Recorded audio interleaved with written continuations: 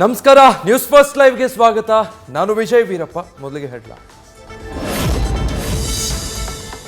ಕೇರಳದಲ್ಲಿ corona ಉಪತಳಿ JN1 ಪತ್ತೆ ಬೆನ್ನಲ್ಲೇ ರಾಜ್ಯದಲ್ಲೂ ಹೈ ಅಲರ್ಟ್. ತಾಂತ್ರಿಕ ಸಲಹಾ ಸಮಿತಿ ಸದಸ್ಯರ ಸಭೆ, ಸರ್ಕಾರಕ್ಕೆ ಮಾರ್ಗಸೂಚಿಯ ಶಿಫಾರಸು.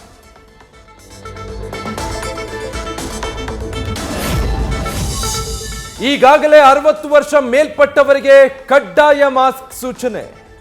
ಇನ್ನು ಏನೇನು ಬರಲಿದೆ ಹೊಸ ಕೋವಿಡ್ ರೂಲ್ಸ್? ಹೊಸ ವರ್ಷಾಚರಣೆಗೂ ಮಾರ್ಗಸೂಚಿ ರಿಲೀಸ್ ಸಾಧ್ಯತೆ.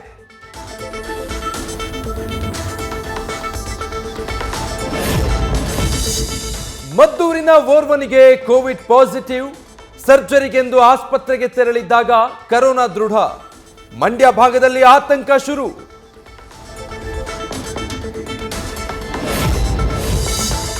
ರಾಜ್ಯದ ಗಡಿ ಜಿಲ್ಲೆಗಳಲ್ಲಿ ಕರೋನಾ ಕಟ್ಟೆಚ್ಚರ.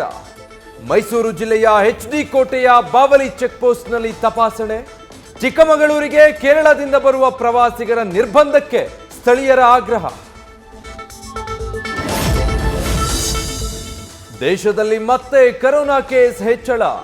ಕೇಂದ್ರ ಸರ್ಕಾರದಿಂದ ಹೈ ಅಲರ್ಟ್. ನಾಳೆ ದೇಶದ ಎಲ್ಲ ರಾಜ್ಯಗಳ ಆರೋಗ್ಯ ಸಚಿವರ ಸಭೆ ಕರೆದ ಕೇಂದ್ರ ಆರೋಗ್ಯ ಸಚಿವ.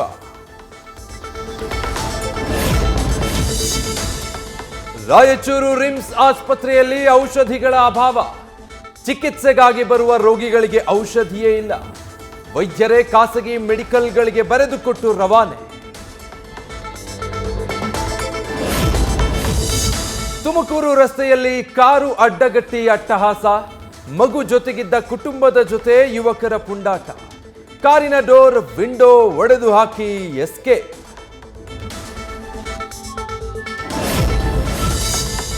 ನಿತ್ಯ ಸಂಚರಿಸೋದು 120 ರೈಲು. ಗೂಡ್ಸ್ 5 ನಿಮಿಷಕ್ಕೊಮ್ಮೆ ಕ್ಲೋಸ್ ಆಗುತ್ತೆ ರೈಲ್ವೆ ಗೇಟ್. ಬೆಂಗಳೂರಿನ ಶೆಟ್ಟಿಹಳ್ಳಿಯಲ್ಲಿ ಗಂಟೆಗಟ್ಟಲೆ ಟ್ರಾಫಿಕ್ ಜಾಮ್.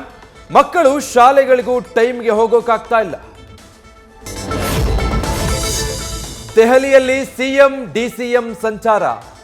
ಕೆಲವೇ ಕ್ಷಣಗಳಲ್ಲಿ ಪ್ರಧಾನಿ ಮೋದಿ ಭೇಟಿಯಾಗಲಿರೋ ಸಿದ್ದರಾಮಯ್ಯ. ಬರ ಪರಿಹಾರ ಬಿಡುಗಡೆ ಹಾಗೂ ನರೇಗಾ ಮಾನವ ದಿನಗಳ ಹೆಚ್ಚಳಕ್ಕೆ ಸಿಎಂ ಬೇಡಿಕೆ.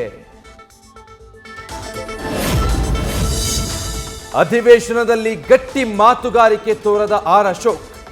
ವಿಪಕ್ಷ ನಾಯಕನ ನಡೆ ಬಗ್ಗೆ ಸ್ವಪಕ್ಷದಲ್ಲೇ ಅಸಮಾಧಾನ. ಯಾವುದೇ ವಿಚಾರವನ್ನು ತಾರ್ಕಿಕ ಅಂತ್ಯಕ್ಕೆ ಕೊಂಡೊಯ್ದಿಲ್ಲ ಅಂತಲೂ ಕೆಲ ಬಿಜೆಪಿ ಶಾಸಕರ ಬೇಸರ.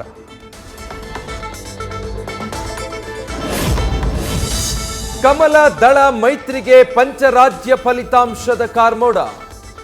ಲೋಕಸಭಾ ಕದನಕ್ಕೆ ಮೈತ್ರಿ ಮೇಲೆ ಅನುಮಾನ ಶುರು.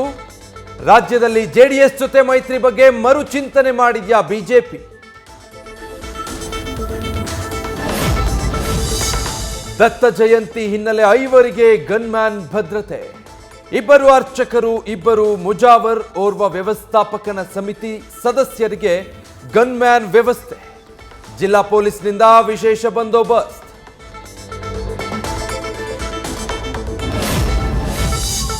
ಕನಿಷ್ಠ ಮೂಲಸೌಕರ್ಯವಿಲ್ಲದ ಡಾಕ್ಟರ್ BR ಅಂಬೇಡ್ಕರ್ ವಸತಿ ಶಾಲೆ.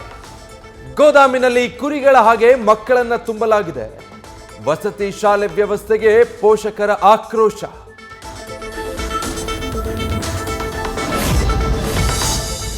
ಸಂಸತ್ನಲ್ಲಿ ಕಲರ್ ಬಾಂಬ್ ಸ್ಫೋಟ ಪ್ರಕರಣ. ಆರೋಪಿಗಳ ಸೋಷಿಯಲ್ ಮೀಡಿಯಾ ಖಾತೆ, ಜಿಪೇ, ಪೇಟಿಎಂ ಬಳಕೆ ಬಗ್ಗೆ ತನಿಖೆ. ಘಟನೆಯ ಮರುಸೃಷ್ಟಿಗೆ ಅನುಮತಿಗಾಗಿ ಕಾಯುತ್ತಿರುವ ಪೊಲೀಸರು. ಜ್ಞಾನವ್ಯಾಪಿ ಸಂಬಂಧ ಪುರಾತತ್ವ ಇಲಾಖೆಯ ಸರ್ವೆ ಪ್ರಶ್ನಿಸಿದ್ದ ಅರ್ಜಿ ವಜಾ. ಅಲಹಾಬಾದ್ ಹೈಕೋರ್ಟ್ನಿಂದ ಮಹತ್ವದ ಆದೇಶ ಪ್ರಕಟ. ಹಿಂದೂಗಳ ಪರ ಆದೇಶ. ಮುಸ್ಲಿಂ ಸಮುದಾಯದಿಂದ ಸಲ್ಲಿಸಿದ್ದ ಎಲ್ಲ 5 ಅರ್ಜಿ ವಜಾ.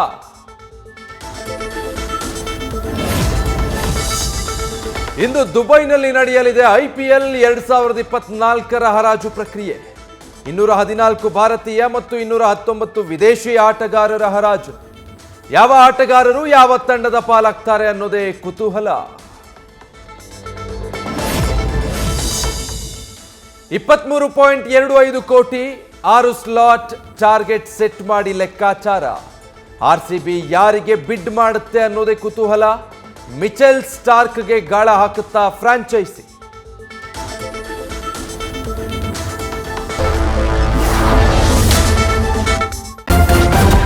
ನ್ಯೂಸ್ ಫಸ್ಟ್ ನಿರ್ಭೀತಿಯಿಂದ ನಿಮ್ಮ ಪರವಾಗಿ.